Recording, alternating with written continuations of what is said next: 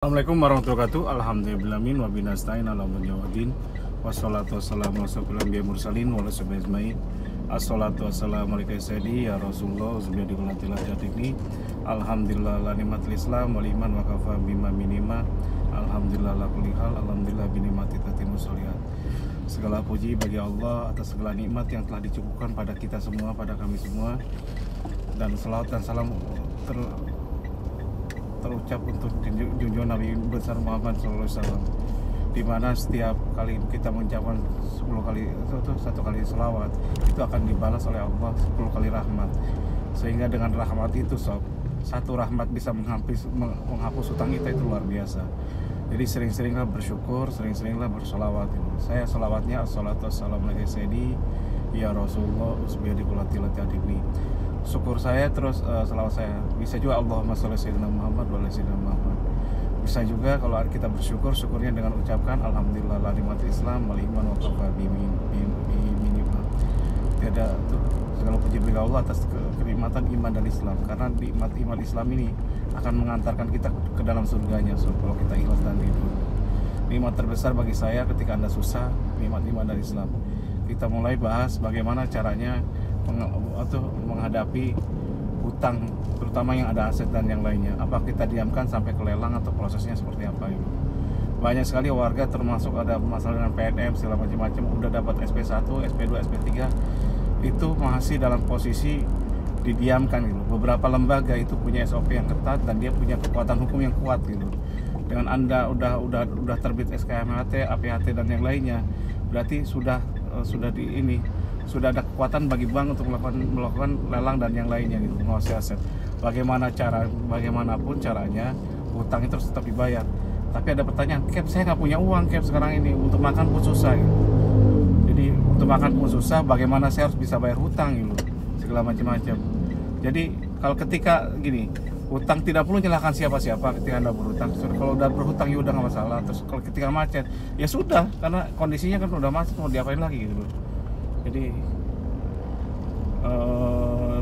biarkan aja gitu. Jadi intinya apa? Ikhlasin aja, cari solusinya. Dengan cara apa? Kenapa gini loh? Jangankan Anda, saya pun sama. Ketika saya menghadapi masalah, yang saya lakukan bukan cari kepintaran, kelat sini. Saya mintanya pada Allah. Ihdinas syiratal mustaqim, yang kita sering sholat mohon ya, tunjukkanlah kami jalan yang lurus dan benar gitu. Dan sudah terbukti jalan yang pernah Engkau beri nikmat, syiratal ladzina an'amta alaihim, atas umat kita terdahulu. Jadi benar kita ngucapin Al-Fatihah. Makanya sholat itu penting Kekuatan kita ketika kita menghadapi masalah sebenarnya sudah ada obatnya, yaitu apa? Sholat 5 waktu. Kalau bisa tambahkan tahajud, kalau bisa tambahkan sunnah lainnya, minta ya sama Allah dulu.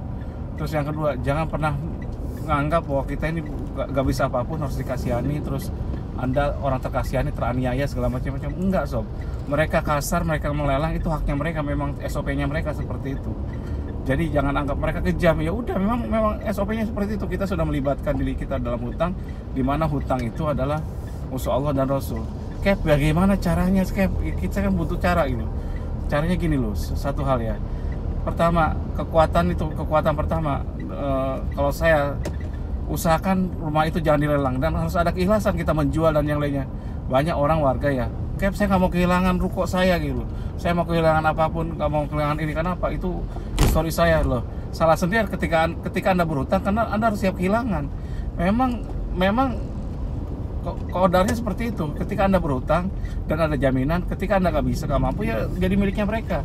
Tapi intinya gini, Anda mau terpaksa, mau dengan kerelaan atau mau dipaksa, itu ya akan jalan sendiri gitu loh. Bagaimanapun bank tidak akan mau, atau yang memberikan kredit itu tidak mau kehilangan asetnya. Kita bicara fair aja Jadi intinya saya ngomong fair seperti ini.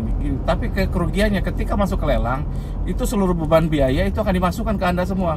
Bunga, denda. Kenapa lelang itu dihindari segala macam-macam?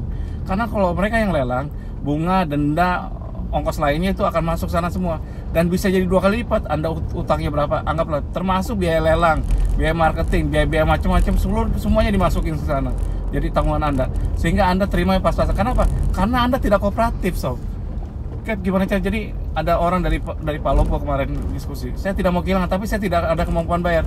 udah telat 5 bulan kok saya sudah diancam lelang bla bla bla, dengan marah dan yang lainnya gitu, bahwa seolah-olah terzolimi. Bukan terzolimi, Anda sendiri yang menzolimi dengan Anda minjem dengan bank, institusi bank dan yang lainnya dengan riba gitu.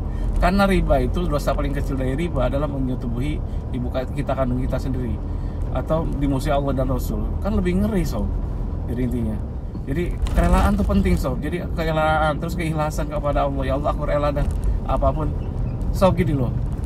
Ketika Anda masih dikasih napas, makanya dikasih napas, dikasih kesehatan, insya Allah Anda kaya lagi. Kayak antum tuh ngomong seenak udah aja loh, seenaknya loh. Saya punya rumah kan berapa tahun baru punya rumah bla bla bla, atau aset ini saya kumpulin berapa tahun, apalagi sekarang gimana saya bisa usaha. Nah itulah dia, Anda bersuudzon pada diri Anda sendiri, pada nasib Anda sendiri, seolah Anda bakal bangkrut selamanya. Tidak sob. Ketika gini loh, jadi kehidupan itu ketika kita naik, jangan berpikir bahwa Anda akan naik terus gitu. Kadang-kadang pasti ada waktunya turun, tapi ketika turun pasti akan naik lagi gitu loh. Jadi itu ininya gitu. Terus yang kedua, saya bukan hanya sekedar teori sob, saya ngomong langsung. Saya ini dilahirkan oleh orang kaya, dari keluarga kaya, cukup kaya gitu. Haji Daud Ahni, alhamdulillah beliau mencukupi, almarhum ya. Mertua saya juga kaya, apa yang kurang gitu.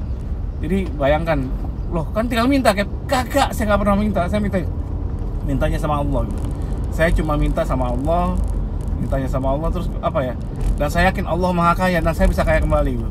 Dan saya pernah ngalami bangkrut. Kalau di total general sob, utang saya, kalau ketika aset saya dijual, semua aset saya dijual kecuali rumah ya, segala macam-macam bla bla bla, saya masih minus di atas 10 miliar gitu. Kalau sekarang nilai uang, kalau dulu itu Pak Eman, bingung nggak coba?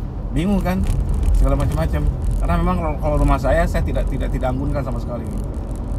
Itu nasihat orang Cina itu. Wan, jangan anggunkan rumah, bener. Jadi tenang aja. Intinya gitu. Terus ternyata apa coba? Hanya dalam waktu 2 tahun saya udah bisa kaya lagi sob. Tadinya kalau ketika aset, kenapa? Gimana caranya? Karena saya yakin Allah Maha Kaya.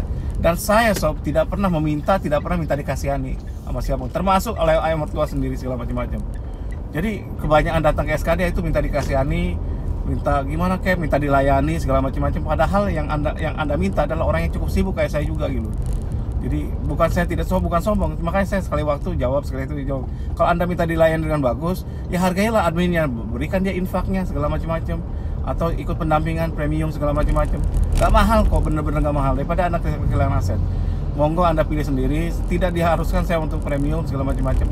Tapi ketika Anda bakal kehilangan aset, coba bayangkan, ketika Anda kehilangan aset, Anda akan dibebankan seluruh biaya macam-macam. Akhirnya apa? Akhirnya merugikan Anda sendiri, sehingga ketika Anda terima, kadang-kadang Anda minus gitu. Kalau dilelang, kalau ternyata minus, masih dihutang, apalagi dari BUMN, bank-bank pemerintah segala macam-macam. Karena itu uang negara soal intinya gitu.